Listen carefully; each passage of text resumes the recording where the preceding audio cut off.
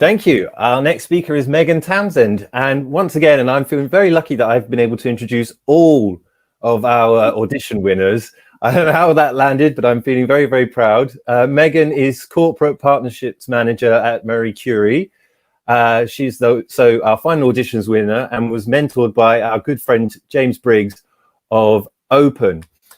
Megan says that this is her first role in the charity sector after completing an internship in the corporate volunteering team at Macmillan Cancer Support. She has always been passionate about charity and loves to get involved, whether it's cheering at events, taking on ridiculous challenges, or volunteering. And she's very proud to have secured a place at IWITOT, and we're very proud to have her. So thank you very much, and over to Megan.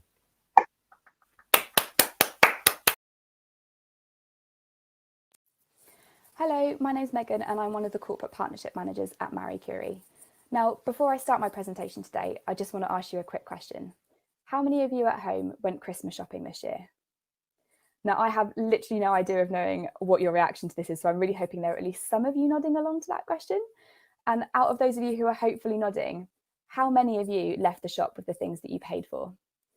Now, probably a few quizzical faces, because unless you're super forgetful, that's how shopping works, right? You tend to leave the shop with the things that you paid for. Well, that's not the case with the idea that I wish I'd thought of. I wish I thought of the Choose Love Christmas pop-up shop, the shop where you go in, buy real products for refugees, and then leave empty-handed. Now, before I go into why I wish I thought of that, let me give you a bit of background information first. Choose Love are the retail arm of the charity Help Refugees UK, who were formed in 2015 by a group of friends who wanted to help the refugees in Calais. Fast forward 4 years and they've successfully helped over 1 million people, supported over 100 projects and have mobilised 30,000 volunteers. Impressive. Now, whilst I admire the entire charity, the main thing that I wished I'd thought of was their Choose Love Christmas pop-up shop. It first opened in 2017 in London off Carnaby Street, and it opened on the 23rd of November, Black Friday, and was open for exactly a month, closing on Christmas Eve. The idea was simple. To use their words, you go in, shop your heart out, leave with nothing, feel great about it. The shop was filled with real products for refugees, ranging from clothes to food, shelter to education. You go around the shop, you pick what it is that you want to buy, you pay for it, and then you leave the shop empty-handed. Help refugees then donate those products to refugees in Europe and the Middle East. Super simple, but it was so effective. Now, there are 3 main reasons why I wish I thought of this. 1, it was profitable. It raised a lot of money in a short space of time. 2, it was engaging. It allowed people to connect with their cause in a really unique way. And 3, it created a buzz. They got the message out to people worldwide. Now, I think we can agree that those are 3 things that we aim to do with everything that we do in the charity sector. So my first point, it was profitable. It raised a lot of money in a really short space of time. In the 1 month that it was open in 2017, they raised £750,000. The second year that it was open in 2018, they managed to double this to raise £1.5 million. Now, I don't yet know how much they managed to raise in 2019, but I do know that they secured match funding from the Bill and Melinda Gates Foundation, who pledged that if they were able to raise £200,000 by Christmas, that they would match it. Within 3 days of Choose Love announcing this on their Instagram page, they announced that they'd smashed that target already. If that's how much they managed to raise in 3 days, imagine what they achieved in the month that it was open. It didn't just raise lots of money though. It also raised lots of awareness and engagement for their cause, which brings me on to my second point. It was impactful and engaging. It was interactive and made people feel that they were part of the solution to the problem. It was tangible. You physically walked through the shop and picked up the items that you wanted to contribute, rather than just donating a sum of money and not really being sure what that means. You didn't just choose love, as it were, you chose exactly what it is that you wanted to donate, giving you the agency and making you part of the solution to the problem. We strive so much in fundraising to communicate to people what they have funded. For example, at Marie Curie, £20 will fund an hour of nursing care. At Macmillan Cancer Support, £9 is enough for someone to answer your call on the support line. But unless you've got personal experience of that yourself, it's really difficult to connect to that on an emotional level.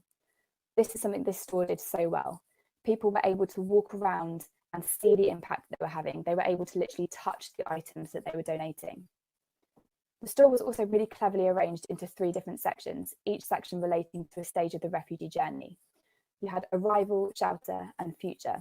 a journey that you also took as you walked around the store. So picture this. I arrive at the Choose Love store in London and I'm greeted by a really smiley volunteer in a really fetching Choose Love t-shirt. I'm then taken to the first part of the store, the journey section, and I'm told that refugees will often go days or weeks without a hot meal. I'm then confronted with something as simple as a tin of beans, and I'm told that for £25 I can feed a family of 4 for an entire week. Now, I don't know about you, but I spent £25 this week on my food shop, and you're telling me that for the same amount of money I can feed a family of 4 for an entire week. Take my money. I'm then taken around the corner and I'm confronted by a baby grow, a really tiny, small, cute baby grow.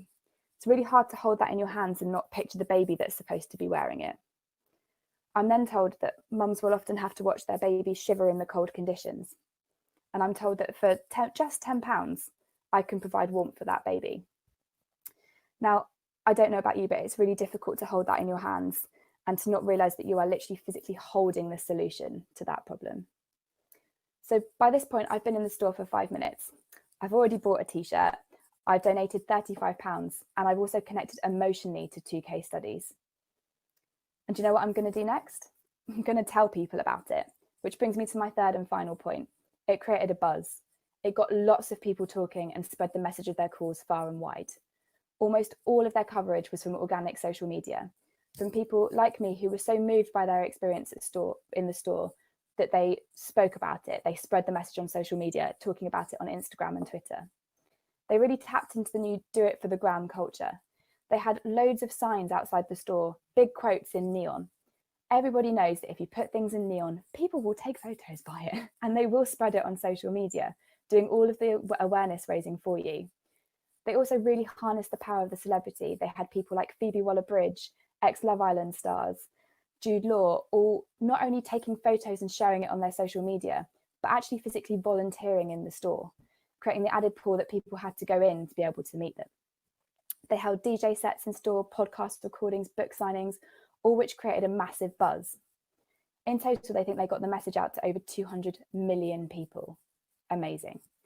They created a real cult-like following, an army of people inspired to help and empowered them to choose exactly how they wanted to do it, all whilst wearing really amazing t-shirts.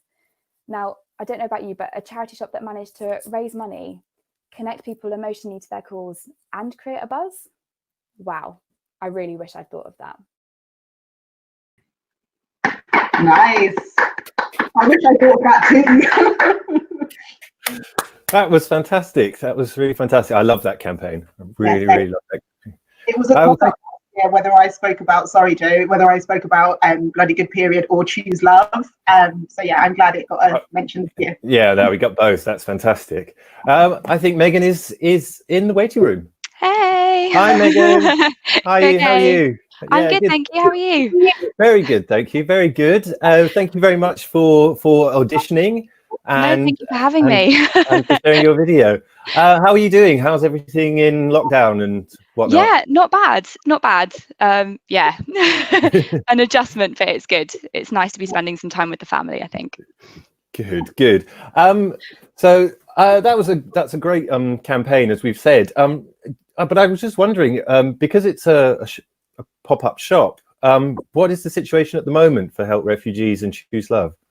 Well, they also have their online equivalent of the Choose Love pop-up shop, so people are still able to do what they would be doing in the store, just online. And they've actually updated it to include the situation with COVID-19, so you can buy like health packages or hygiene packages as well. So it works in a similar way, just online. Fantastic. And are they finding it? We were discussing this a little bit after Lyndall's presentation about how, I mean, there must be a real struggle for organizations like Help Refugees, because in the wake of COVID-19 and before that some other political turmoil, the situation with refugees stranded in the Mediterranean or indeed coming into the UK or stranded in Syria has completely dropped off the news agenda, more or less. How are organizations like Help Refugees dealing with that? And also, what can people who might still be passionate about that cause, what are the things we can do? Well, I'd say I touched on it slightly in the presentation, but their social media presence is amazing. And if anybody is not following Choose Love on Instagram, I would thoroughly recommend it. Their page is incredible. But their messaging is still really strong. They're still posting really regularly, getting the message out there, sharing really personal stories, quotes, and like case studies, really connecting people to the cause there. So I would say social media is really powerful at times like now to really cut through the noise of everything that's going on. Fantastic. And we have a question from Amanda. Thank you very much, Amanda. Do you think a shop like the Help Refugees Choose Love shop, do you think that they would work as well outside of London, where high streets are already struggling with footfall? Very good question, because the shop was also open in America as well. So it wasn't just in London. They had a counterpart in America. But I say because they've got the online shop as well, I think the concept is strong enough that it doesn't have to be physically in person. The fact that you can do it anywhere in the world and can access it online means that it doesn't have to be as London centric. I think obviously it works well in London because you've got that footfall, but where you haven't, I think that the online presence makes it really strong. Fantastic. And I believe you're a first-time speaker. So fantastic, lovely to have you again. What made you decide to audition for IWITOT? So I'm going to be honest, I find public speaking quite scary. So I set myself the New Year's resolution that I was going to get better at it this year. Yeah, that is fantastic. That is the best resolution I've had in a long time. So when the opportunity came up, I did a classic thing where I put my name up for it and then kind of worked out how I was going to do it afterwards. So put my name up for it and then, have been practicing in front of my mirror and in front of my mum. So yeah, that was so cute. And how did you find the mentoring process with the lovely James Briggs? Really good, really helpful. I say with the whole thing with coronavirus, scuppered quite a lot of plans, but no, it's really great to make those connections, I think. And yeah, this event has been absolutely invaluable. Lovely. Well, big thanks to James. And we have a question from Patman again. Do you think there are partnering opportunities for the pop-up shops with adjacent foods or coffee outlets and other charity shops such as your own Marie Curie ones? Definitely. I think that's a really great idea, actually, because it's on the high street and it's in such a valuable place. Like retail partners would be incredible for it. I know they've partnered with ASOS online, obviously, to make their t-shirts. Sorry, that came from ASOS as well.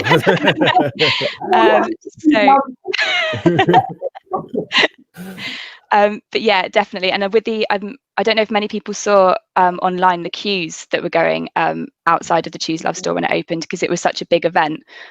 Definitely the opportunities of supplying people with tea and coffee there would be amazing as a charity partnership. Oh yeah, that sounds like a great idea. And do you know of any pop-up shops that are doing anything like that right now, apart from that partnership with ASOS? Not off the top of my head, which surprises me, because I think, it's a real good idea. Well, if any of our viewers are aware of anything, please let us know in the in the chat. And also, are they still selling those Choose Love t-shirts? Because they are on ASOS, and they've recently done a new partnership where they got loads of different designers, celebrities, to create different versions of the Choose Love t-shirts. I've got quite an extensive collection of them now. They're really good, and they are on ASOS. Yeah. That's wonderful. Oh, well, I know what I'm doing once this is all over. I'm going to stock up. Oh, well, thank you so much, Megan. I really appreciate it. And congratulations again on getting through the auditions process. No, thank you guys so much for the opportunity. It's been amazing to be part of this. Lovely. Thank you so much. A round of applause.